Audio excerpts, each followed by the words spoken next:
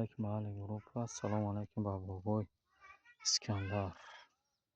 با این دهقانی با کشت کار کارچکه سر شده. خوب یکم ما عروسیگه کمک بارون زایگه شمال خطی افتاد نکردیم از روزا بارون بود. 2.5 سومون کیلوش 41 کیلو میبره که 100 سومون قفچهش دا ویدیو که نرخ میگذاره باشن اوشه نکه بعضی ها دا این قیمت ایسو قصه نکه نبریم پیش کرماکو کالیفورنی. این کرماکو کالیفورنی کسی که میگه بیوگوم قیمته همه خوب کرماکه اینه دیگه پو کرماک توصیه میتیم برادر ده گوزگه به خوردگیشن کمش موندگی چیش باید پاروش بریزیم.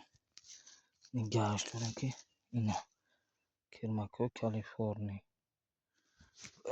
برادر میگه که کرماک در کره خوبتر و بهتر کرماکه.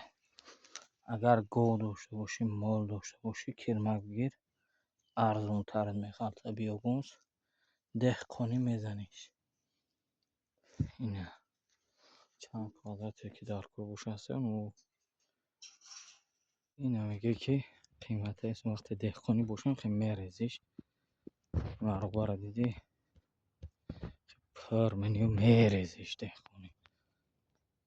بعضی میگن که کرماک دورا کارتشکا یکون ریشه یکون چه میخیره نمیخیره چی گپه ما این خودمون نمیریزیمش. وقتی که دهقانی های میریزیمش میره نمیگیم که نرخش چند قده برادر.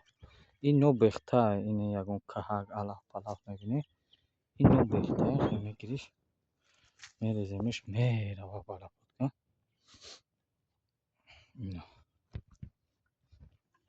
اینو بیا کرماک دورا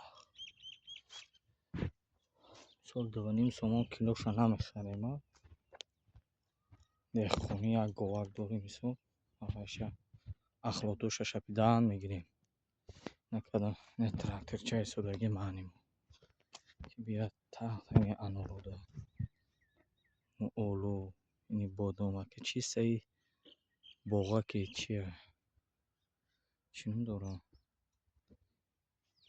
عصب آروم کنه که برای فروش نیست پیش خونه حالی مرحمت کنه کدوم در بیوگومز در کوره کرماک کالیفورنی در کوره ما در خدمت شما. خدا نگهبانتون باشه.